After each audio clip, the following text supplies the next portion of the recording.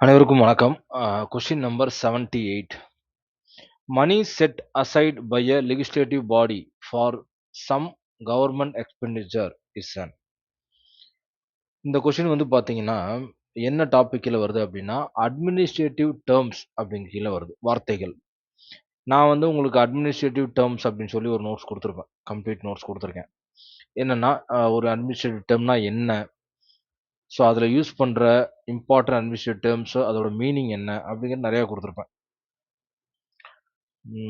எல்லாமே குடுத்துருக்கேனா? Okay. Police, revenue, transparency எல்லாமே குடுத்துருக்கேன். காமன் அட்மினிஸ்ட்ரேட்டிவ் ஃப்ரேசஸ் முதற்கொண்டு குடுத்துருக்கேன். ஸோ என்னதான் இத படிச்சிருந்தாலும், இப்ப இந்த வேர்ட் வந்து பார்த்தீங்க அப்டின்னா, ஒரே நிமிஷம் இருங்க. ஃபுல்லா காட்டிர்றேன். ஸோ இந்த மாரி கிட்டத்தட்ட இவ்வளோ வேர்ட்ஸ் போகுது. ஸோ இது ஒண்ணொண்ணுமே டிபார்ட்மெண்ட் தான். நீங்க காட்டுன மாரி, இந்த இடத்துல பாருங்களேன்.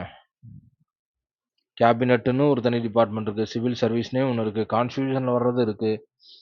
டிக்ரி அப்படிங்கிறது இருக்கு. Official order issued by legal authority இருக்கு. எக்ஸிக்யூட்டிவ்ல யூஸ் பண்றது இருக்கு. அப்ப ஒவ்வொரு டிபார்ட்மெண்ட் கீழ வர்றதுமே அஃபிஷியல் தான். ஜுடிஷியரின்னு எடுத்துட்டீங்கன்னா, அது கீழ அஃபிஷியல் டெர்ம், அட்மினிஸ்ட்ரேட்டிவ் டெர்ம் அவ்வளோ இருக்கு. ஓகேங்களா? ஸோ அந்த மாரி பார்க்கும்போது, இங்க கேட்டிருக்க வேர்ட் வந்து பார்த்தீங்க அப்படின்னா, ஒரு கான்ஸ்டிடியூஷன் பேஸ்டுன்னு வச்சுக்கலாம். Parliament based. லெஜிஸ்லேட்டிவ் பாடின்னு வரனால பார்லிமென்ட் பேஸ்டு. அப்ப கீழ யூஸ் பண்ற அப்ரோப்ரியேஷன், பட்ஜெட்டு, பைபார்ட்டிசன், அமால்கமேஷன் இந்த எல்லா வார்த்தைக்கும் அர்த்தம் தெரிஞ்சா மட்டும் தான் என்ன செய்ய முடியும்? ஆன்ஸரயே போட முடியும். ஓகேங்களா? ஸோ ஃபர்ஸ்ட்டு பார்த்தீங்கன்னா, அப்ரோப்ரியேஷன்களோட வேர்ட் என்ன அப்டின்னா, அதான் ஆன்ஸரும் கூட. அரசு செலவிற்காக சட்டமன்றம் ஒதுக்கும் நிதி.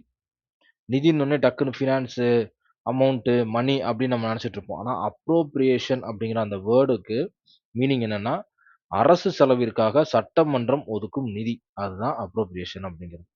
பட்ஜெட் அப்டிங்கிறதோட மீனிங் என்ன அப்டின்னா, வருவாயும், செலவும் சேர்ந்து உள்ளடக்கிய விஷயம் தான் பட்ஜெட் அப்டிங்கிறது. பைபார்ட்டிசன் அப்டிங்கிறது என்னன்னா, 2 கட்சிகளுடைய ஆதரவு. இது மணிங்கிற விஷயமே அந்த வார்த்தைக்குள்ள வரல. அமால்கமேஷன் அப்டிங்கிறது என்னன்னா, ஒன்றிணைக்குதுன்னு அர்த்தம். ஒன்றிணைக்கிறது. So money set aside by legislative body for some government expenditure is an appropriation.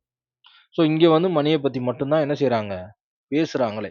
ஓகேங்களா? ஸோ இந்த மாரி கொஸ்டின்ஸ் கண்டிப்பா நான் ட்ராப்பா தான் பார்க்குறேன். ஏன்னா இத அணுகுறது அவ்வளோ சீக்கிரம் ஈஸி கிடையாது. ஏன்னா ஒவ்வொரு டிபார்ட்மெண்ட்லயும் டெக்னிக்கல் டெர்ம்ஸ் இருக்கு, அட்மினிஸ்ட்ரேட்டிவ் டெர்ம்ஸ் இருக்கு. அப்போ ஒவ்வொரு டெர்ம்ஸையும் நம்ம என்ன செய்யணும்? படிச்சு தான் ஆகணும். நம்மளால முடிஞ்ச அளவு கவர் பண்ணுவோம். நம்ம கண்ணுக்கே தெரியாத ஒரு டிபார்ட்மெண்ட்ல இருந்து திடீர்னு ஒரு கேள்வி கேட்குறான்னா, நம்ம கண்ணுக்கு எட்டுன அளவு கவர் பண்ணிட்டு போலாம். அவ்வளோதான். கண்ணுக்கு எட்டாத லெவல்ல அவைங்க கேள்வி கேட்க நெனச்சாங்கன்னா ஒண்ணுமே பண்ண முடியாது. ஏன்னா இங்க நான் அட்மினிஸ்ட்ரேட்டிவ் டெர்ம்ஸ்னே குடுத்துருக்கேன் பாருங்க. என்னால முடிஞ்ச அளவுக்கு அட்மினிஸ்ட்ரேட்டிவ் டெர்ம்ஸ் எடுத்து குடுத்தாச்சு. கேபினட்னா என்ன? சிவில் சர்வீஸ்னா என்னன்ட்டு. ஆனா அட்மினிஸ்ட்ரேட்டிவ் டெர்ம்ஸ்ன்னு எடுத்துக்கிட்டா, கிட்டத்தட்ட ஒரு 1000 வேர்ட கூட உருவாக்கலாம். அந்த கவர்ன்மென்ட்டுக்குள்ள யூஸ் பண்ற எல்லா வேர்டுமே அட்மினிஸ்ட்ரேட்டிவ் டெர்ம்ஸ் தான். இது புக்லயும் எங்கேயும் குடுத்துருக்க மாரி எனக்கு இப்போ வரைக்கும் தெரியல. அட்மினிஸ்ட்ரேட்டிவ் டெர்ம்ஸ்ன்னு குடுத்துருக்க மாரி. ஏன்னா லாஸ்ட் டைம் எக்ஸாம்க்கு முன்னாடி நான் செக் பண்ணிட்டேன். எந்த இடத்துலயும் குடுத்த மாரி எனக்கு தெரியல. ஒருவேள புக்குக்குள்ள ஏதாவது ஒரு கார்னர்ல கேட்டிருக்க வார்த்தைய வந்து கேட்கறாங்களா என்னன்னு தெரியல. அது இந்த டைம் நம்ம செக் பண்ணிருவோம். இந்த டைம் செக் பண்ணா அது தெரிஞ்சிரும். ஸோ அப்ப இந்த கொஸ்டின் பியூராவே ட்ராப் தான் என்ன பொறுத்தவரைக்கும். என்னதான் இவைங்க வந்து அட்மினிஸ்ட்ரேட்டிவ் டெர்ம்ஸ்ன்னு சிலபஸ்குள்ள வந்து கேட்டாலும், அதுக்குன்னு ஒரு வரையறை வைக்கணும்ல. அது வந்து கஷ்டமான டாபிக்கா தான் நான் பார்க்குறேன். ஸோ இதுக்கு அப்ரோப்ரியேஷன் அப்படிங்கிறத நம்ம படிச்சிருந்தோம். இதுக்கு முன்னாடியே ஏதோ ஒரு இடத்துல அப்ரோப்ரியேஷன்ங்கிற வார்த்தைய நம்ம வாழ்க்கையில பார்த்திருந்தா மட்டும் தான், இதுக்கு ஆன்ஸரே போட முடியும். ஓகேங்களா? Okay. Thank you so much. Thank you.